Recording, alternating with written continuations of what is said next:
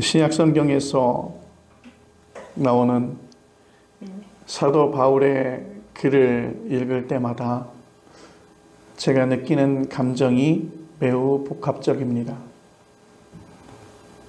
우선은 그의 영적인 내공을 이해하기 매우 벅차다는 느낌이 먼저 드는 것입니다. 기껏해야 폼 잡고 등산화 챙겨서 산보를 나가듯 등산이라기보다는 산보를 경험한 제가 전 세계에서 고봉으로 알려진 8,000m 이상 14개 산을 모두 등반한 그런 산악 전문가 앞에 서 있는 아마 그런 심정이지 않을까 생각이 듭니다. 그러다 보니까 사도 바울이 말하고 있는 기독교 신앙의 세계가 매우 신비롭고 강력해서 그 안으로 더 깊이 들어가야겠다는 궁금증이나 또는 그런 호기심이 계속 우리를 자극하게 되는 것입니다. 또한 오늘 이렇게 로마서를 읽을 때 그런 감정이 더 강렬하게 우리에게 생기는데, 오늘 설교 본문 말씀 로마서 8장 6절로 11절에 나오는 단어 몇 개만 생각해 보기를 원합니다. 여러분들이 이 말씀을 들어보면 과연 어떤 느낌이 드시는지. 오늘 성경은 그렇게 말합니다. 육신의 생각, 영의 생각, 하나님과 원수, 그리고 하나님의 법, 하나님의 영, 그리스도의 영, 죽을 몸. 여러분, 이런 단어는 로마서 8장 전체의 문맥과도 연결이 되어집니다. 로마서 8장 1절은 그리스도 예수 안에 있는 자에게 정죄함이 없다고 그렇게 말하고 있습니다. 정죄함이 없다고 하는 이 말씀은 어떤 의미일까? 그 말은 생명을 다시 얻었다라고 하는 뜻과도 같은 것입니다. 로마서 8장의 마지막 절인 39절에서 사도 바울은 이렇게 말하고 있습니다. 높음이나 깊음이나 다른 어떤 피조물이라도 우리를 우리 주 그리스도 예수 안에 있는 하나님의 사랑에서 끊을 것이 없느니라. 아멘. 사랑하는 성도 여러분, 예수 그리스도를 통해서 우리에게 주어지는 그 생명은 이 세상의 그 어떤 세력과도 또 그 어떤 방해도 받지 않는다는 사실을 기억하시기를 바랍니다. 예수 그리스도를 통한 생명 사건이야말로 복음의 가장 중요한 요체인 줄로 믿습니다. 이 복음의 요체를 오늘 설교에 성경 본문이 조금 더 구체적으로 설명해 주고 있습니다. 오늘 저는 그걸 여러분들에게 다시 설명드리기를 원합니다. 사도 바울은 그렇게 말합니다. 육신의 생각과 영의 생각을 이야기하고 있습니다. 그러니까 육신의 생각과 영의 생각이라고 해서 생각이라고 하는 것을 이렇게 분리해서 설명하고 있는데 6절 말씀 그렇게 말하고 있습니다. 육신의 생각은 사망이요, 영의 생각은 생명과 평안이니라. 여러분, 육신의 생각을 육체적인 본능, 즉 성욕과 식욕과 사회적인 성취, 욕망 등으로 보는 사람들도 있을 것입니다. 또는 인간의 부도덕한 생각과 행위라고 여길 수도 있을 것입니다. 그런데 여러분, 그렇지 않습니다. 바울이 말하고 있는 육신의 생각은 자기 자신을 삶의 중심으로 삼는 삶의 태도를 가리키고 있는 것입니다. 유대인에게 그런 삶의 태도는 곧 율법으로 자리 잡고 있었습니다. 율법은 하나님의 백성들이 하나님의 뜻대로 살기 위해서 제정한 규범과 시행 규칙들입니다. 우리가 다 알고 있는 모세오경, 창세기, 출애굽기, 레위기, 민수기, 신명기를 가리키고 있는 이 모세오경을 우리는 율법서라고 그렇게 부르고 있습니다. 그 5권의 책에 수많은 법칙과 규범이 기록되어져 있습니다. 출애굽기 12장은 유월절과 무교절에 관한 세칙이 나오고, 출애굽기 21장에는 주인과 종의 관계, 폭행에 관한 규정이 나옵니다. 또한 출애굽기 22장에는 배상에 관한 규정도 나오고 있습니다. 여러분, 정말 신기한 것은 오늘날 형사소송법이나 가정법과 비슷한 내용이 이 모세오경에서 나오는 것입니다. 그런 규칙과 규범을 지키는 일이 당시 유대 백성에게는 하나님으로부터 인정받는, 사랑받는 길이라고 그들은 생각을 했습니다. 여러분, 바르고 착하게 살려고 하는 노력이기에 누구도 그걸 부정할 수는 없을 것입니다. 그런 사람들은 칭찬받아 마땅합니다. 그런데 오늘 사도 바울은 예상외로 그런 삶의 방식을 가리켜서 죽음을 불러오는 육신의 생각이라고 그렇게 비판하고 있는 것입니다. 죽음을 불러오는 육신의 생각. 여러분, 오늘 이 사도 바울이 가지고 있는 이런 비판이 옳다고 여기십니까? 혹시 너무 과격한 표현이라고 생각하지는 않으십니까? 노골적으로 표현하고 있으면 법을 지키는 게 옳은 것인지 안 지켜도 되는 것인지 대답하기 쉽지 않을 것입니다. 그런데 율법을 지키는 것이 하나님께 인정받고 사랑받는 길이라고 알고 있었던 그 유대인 모든 사람들 앞에 오늘 사도 바울은 그렇게 말합니다. 그렇지만 그 모든 생각들은 당신의 삶 속에서 죽음으로 달려가는, 죽음을 불러오는 육신의 생각이라고 그렇게 말하고 있는 것입니다.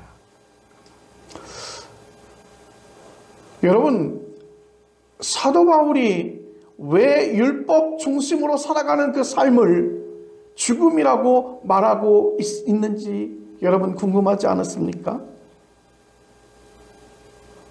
오늘 7절 말씀 우리 다 같이 한번 읽어보겠습니다. 오늘 본문 말씀 7절 말씀 다 같이 한번 읽겠습니다.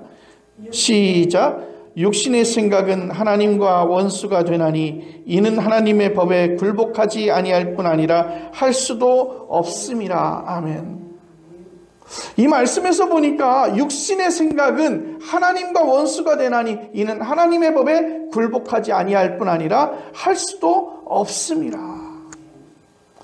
그러니까 율법 중심의 삶이 죽음이라고 말하고 있는 이유는 사도 바울이 7절에서 이렇게 말씀하고 있는 것입니다. 그러니까 여러분 여기서 잘 아셔야 되는 것이 사도 바울이 율법을 부정하는 것이 아닙니다. 율법 전통 자체를 부정하고 있는 것이 아닙니다. 율법 전통을 법치주의라고 하는 말로 바꿔놓고 생각해 보십시오. 오늘날 아무도 법치주의를 부정하지 않습니다. 바울은 법치로 인간의 삶이 완성될 수 없다고 하는 사실을 짚어주고 있는 것입니다. 너희가 율법으로 인하여 너희가 구원을 얻지 못하고 너희가 율법으로 인하여 생명을 얻지 못한다는 사실을 다시 한번 그들에게 일깨워주고 있는 것입니다. 법을 아무리 완벽하게 정비하고 사람들이 법을 지키려고 아무리 애를 써도 정의와 평화가 이 세상에 온전하게 이루어지지 않는다는 것 여러분 아시지 않습니까? 그런 생각이기 때문에 육신의 생각이 하나님의 법에 굴복하지 않고 굴복할 수 없다고 말하고 있는 것입니다. 우리나라 헌법 제1조는 이렇게 말하고 있습니다. 대한민국은 민주공화국이다. 대한민국의 주권은 국민에게 있고 모든 권력은 국민으로부터 나온다. 세계 대부분 문명국가는 민주공화국을 지향하고 있습니다. 여러분, 우리가 북한에 보면 김일성 왕조 독재체제라고 여기는 북한도 마찬가지입니다. 여러분, 북한의 원래 공식 명칭이, 정식 명칭이 무엇인지 아십니까? 우리는 북한이라고 부르지만 그들은 조선민주주의 인민공화국이라고 하는 정식 명칭을 사용하고 있습니다. 그들은 민주주의 국가라고 자처하고 있습니다. 본래 법은 그걸 해석하는 사람에 의해서 얼마든지 왜곡되거나 더 나아가서 조작될 수 있다고 하는 것입니다. 재정적인 능력이 있는 반사회적 피고인들이 거금을 들여서라도 전관예우를 받는 변호사를 선임하는 이유가 무엇인지 여러분 다 알고 있지 않습니까? 검찰의 기소 독점주의를 폐기해야 한다든지 소선거구제에서 중대선거구제로 바꿔야 한다든지 대통령제가 아니라 이제는 내각제로 바뀌어야 한다고 하는 주장은 모든 법이 인간을 구원하지 못한다는 사실에 대한 반증이라는 것입니다. 사도 바울의 표현으로 바꾸어 보면 법은 생명에 굴복할 의지가 없을 뿐 아니라 그럴 능력도 없다는 것입니다. 이 문제는 법조계와 정치 영역만이 아니라 우리의 일상하고도 직결되고 있습니다. 법을 통해서 사회를 안전하게 지킬 수 있다고 생각하듯이 높은 학력과 기술과 경력 등을 통해서 인생을 성취할 수 있다고 그렇게 여기고 있습니다. 요즘은 우리나라가 선진국 문턱에 발을 디딘 탓인지 여러분 세계적인 스타가 종종 나오고 있습니다. 연봉 1억이 넘는 사람들도 제법 많이 있습니다. 말 그대로 럭셔리하게 사는 사람이 넘쳐나고 있다는 것이죠. 그런 삶을 서로 부러워합니다. 그리고 거기서 우리는 갈등을 경험하기도 합니다. 지금 설교를 듣고 있는 여러분들도 또한 우리들도 가능한 한 이렇게 멋지게 살았으면 좋겠습니다. 그런데 말입니다. 그런 삶의 조건을 채웠다고 해서 우리가 행복할 수 없다는 데 문제가 있습니다. 육신의 생각은 하나님과 원수가 되고 하나님의 법에 굴복하지도 않고 굴복할 수도 없다는 사도 바울의 그 통찰이 우리의 인생살이에 그대로 들어맞고 있습니다. 다른 표현으로 하면 인간은 배부른 돼지로는 만족하지 못한다는 것이죠. 하나님은 특별히 우리 인간을 창조하셨을 때 하나님의 형상으로 창조하셨다고 말씀하고 있습니다. 인간의 생명체 중에서 특별한 존재라는 게 바로 그 대답입니다. 하나님은 당신의 형상대로 인간을 지으셨다고 그렇게 창세기에서 우리에게 말하고 있습니다. 그래서 영원히 만족스럽지 못하면 행복할 수 없는 것입니다. 배부른 것으로 우리가 행복한 것이 아니라 우리는 영원히 만족스럽지 못하면 행복할 수 없다는 것이죠. 만약 가난을 극복하고 극적으로 성공한 기업가가 있다고 생각해 봅시다. 정치적으로도 성공한 사람도 있고 학문에도 성공한 교수도 있습니다. 그런 자리에 가기까지는 매우 희망에 부풀어 있습니다. 성공한 기업가, 성공한 정치가, 성공한 교수. 그런데 성공하기만 하면 여한이 없다고 정말 행복하리라 그렇게 생각합니다. 그런데 막상 그 자리에 올라가면 거기서 더는 매력을 느끼지 못하고 있는 것이죠. 더 높은 자리에 오르려고 합니다. 높은 자리야말로 사람에게 마치 마약과도 같습니다. 여러분 이렇게 그런 방식으로 인생을 살다가 여러 가지 이유로 언젠가는 그 자리에서 내려와야 될 때가 있습니다. 그런 상황을 사람은 견디지 못하는 것이죠. 은퇴 뒤에 정신적으로 혼란에 떨어지는 사람들이 많다고 하지 않습니까? 어떤 경우는 인격이 파괴되기도 하고 있습니다. 노욕에 떨어지거나 완전히 삶에 대한 의욕 상실에 떨어지고 있습니다. 물론 겉으로는 여전히 고상한 것처럼 교양이 있는 듯이 보일지 모르지만 실제로는 죽음과 비슷하게 살고 있는 것입니다. 그래서 사도 바울이 육신의 생각을 죽음이라고 그렇게 표현하고 있는 것입니다. 여러분, 실제 교회 생활에서는 어떻게 이 문제가 드러날까요? 간혹 영상을 통해서 다른 교회 예배를 접할 기회가 있습니다. 온라인으로 요즘에는 예배가 실황으로 중계가 되어지기도 하고 또 녹화로도 많이 공개되어지고 있습니다. 물론 예전에는 상상도 못하는 거였죠. 다른 교회의 설교를 실제로 듣는 것, 예배를 참여하는 것 매우 어려운 것이었지만 요즘에는 굉장히 미디어가 우리에게 많이 열려져 있어서 고무적인 것은 아주 적지 않은 교회의 예배 영상을 접하게 되었는데, 예배를 인도하는 목사님은 약 40대 후반의 목사로 예배 전에 상당한 시간을 경배와 찬양을 하는 모습을 보았습니다. 그리고 설교를 시작합니다. 설교는 어떤 모비명의 이야기로 서두를 열고 있습니다. 누구나 들으면 알만한 이들의 모비명을 열거하면서 그리스도의 모비명은 어떠해야 하는지를 강조했습니다. 그런데 제가 그 영상에서 그 예배가 일종의 종교적 교양으로 다뤄진다는 느낌을 받게 되었습니다. 교회 생활을 성실하게 하고 세상에서 모범적으로 사는 걸 누가 나쁘다 그렇게 말할 수 있겠습니까? 그러나 그게 바로 바울이 말하고 있는 육신의 생각이라고 하는 사실만은 알고 있어야 한다는 것입니다.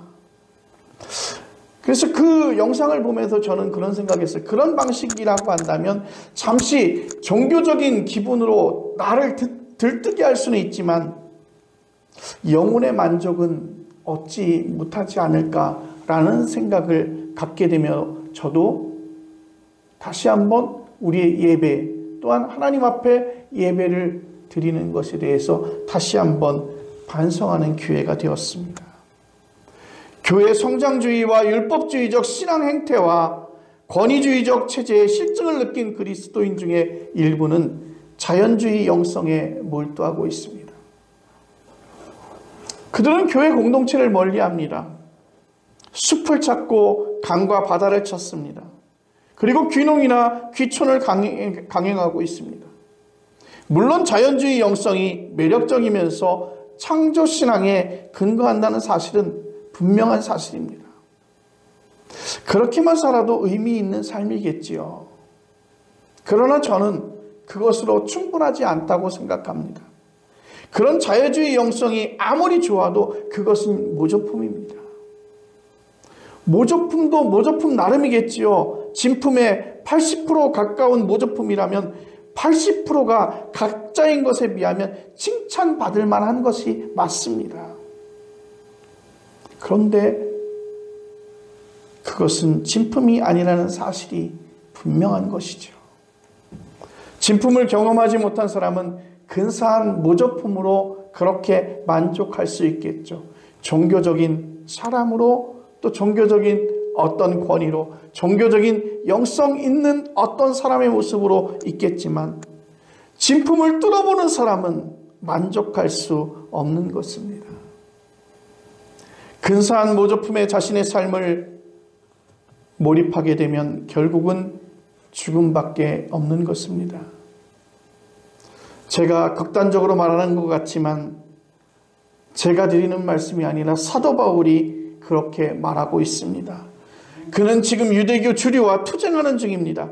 당신들은 하나님의 백성으로 선택을 받았습니다. 그렇지만 지금 당신들은 모조품에 만족하고 있습니다. 라고 그렇게 말하고 있습니다.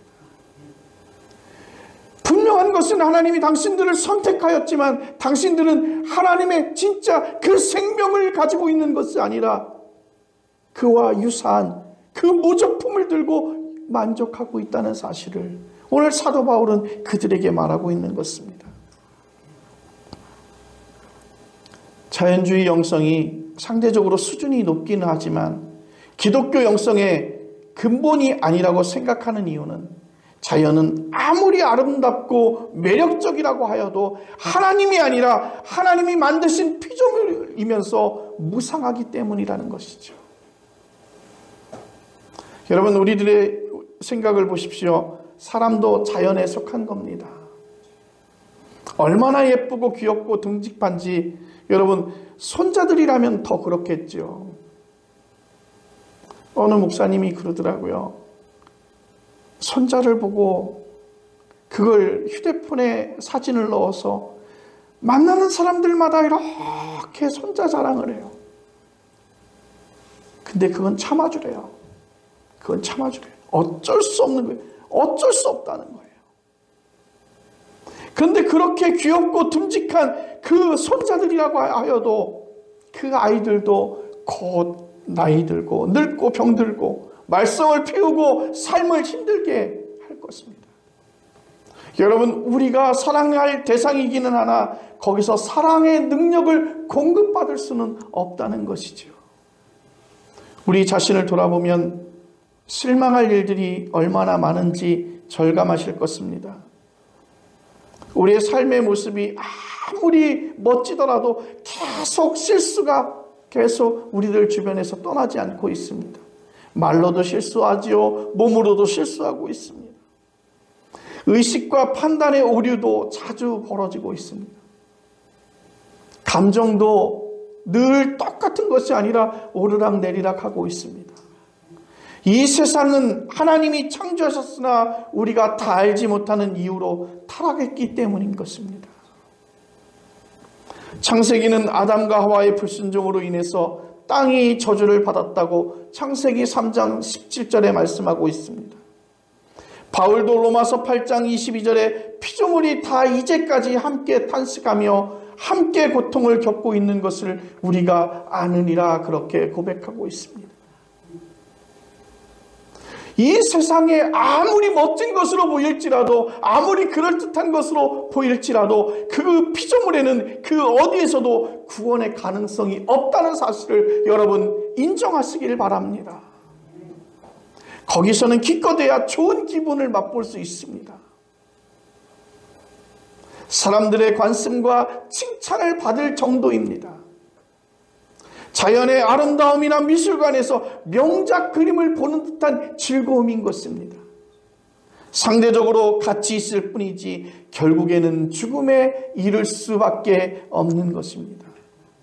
그래서 오늘 사도 바울은 영의 생각으로 바꾸라고 그렇게 목 놓아 외치고 있는 것입니다. 그 영은 구절이 말하듯이 하나님의 영이자 그리스도의 영입니다. 영이라고 하는 표현을 이상하게 생각하지 마십시오. 영이라고 하는 표현을 우리는 정신이라고 그렇게 생각할 수도 있습니다. 정신이라고 번역해도 될 것 같습니다. 하나님의 영이 우리 안에 계시면 우리는 더는 육신의 생각으로 살지 않을 것입니다. 생각이 자기에 있는 것이 아니라 하나님에게 있기 때문인 것입니다. 우리가 하나님의 창조와 하나님의 구원과 하나님의 생명과 하나님의 사랑과 하나님의 약속에 집중할 수 있기를 간절히 바랍니다. 그리스도의 영이 우리에게 있다는 말은 예수 그리스도가 선포한 하나님의 나라와 그 약속을 삶의 중심으로 내가 삼겠다는 그러한 결단이고 그런 고백이고 그런 삶인 것입니다. 무엇을 마시고 무엇을 입을까 하는 걱정에서 떨어지지 않고 하나님 나라와 그의 의를 구하라고 하는 그분의 말씀에 온전히 그렇게 안심하고 의심하지 말고 집중하는 것입니다. 먹는 음식이 그 사람이라고 하는 말이 있듯이 그 사람의 생각이 바로 그 사람인 것입니다. 무한 경쟁에서 낙오되지 않을까 조바심하고 살림살이의 어려움으로 가족들이 동반해서 자살했다고 하는 뒤숭숭한 소식을 우리는 일상으로 접하고 있습니다. 우리의 인생살이에서 바울이 이런 발언을 실감하기 어렵긴 합니다. 그 말씀에서 빛을 느낀다면 무슨 수를 쓰서라도 그 말씀에 가까이 가려고 하겠지만 문제는 우리는 그 빛을 느끼느냐 느끼지 못하느냐에 달려 있습니다. 11절의 내용, 이 말씀이 저는 오늘 이 말씀의 가장 중요한 키워드, 키포인트라고 생각합니다. 예수를 죽은 자 가운데서 살리신 이의 영이 너희 안에 거하시면 그리스도 예수를 죽은 자 가운데서 살리신 이가 너희 안에 거하시는 그의 영으로 말미암아 너희 죽을 몸도 살리시느니라. 아멘. 11절의 중복에서 나온 문장이 있는데 그 문장은 예수를 죽은 자 가운데서 살리시니, 그냥 단순히 창조주 하나님이 살린다고 말하지 않고 예수를 살리시니가 살린다고 그렇게 말해주고 있습니다. 예수 그리스도와의 관계가 없으면 우리의 죽을 몸이 사는 일도 없다는 뜻입니다.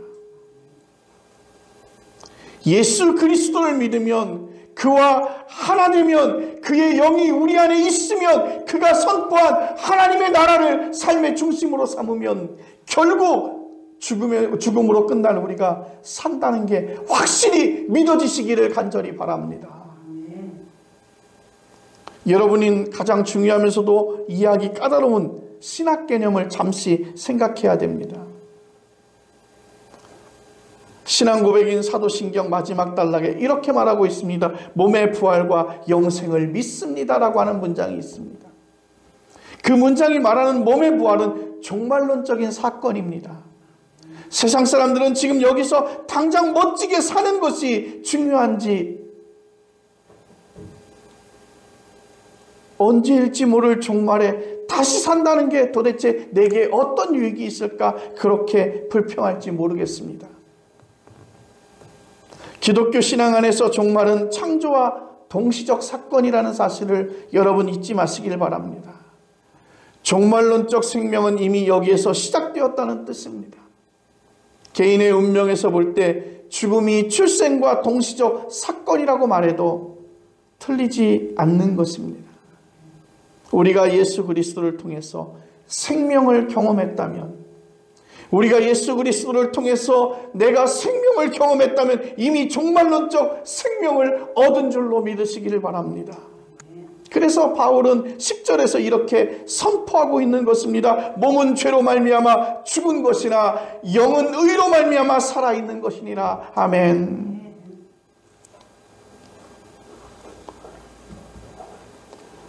우리가 영 자체는 아니라는 사실을 우리는 기억해야 됩니다. 생명을 완성하실 하나님이 영으로 우리 안에 들어오셨기에 죽을 몸인 우리가 생명을 얻었다는 뜻입니다.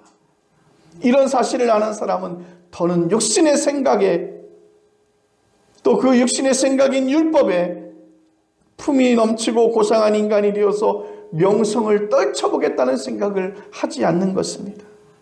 그것보다는 6절에서 바울이 짚은 생명과 평화가 인생살이에서 절대적이라는 사실을 우리는 고백할 수 있는 것입니다.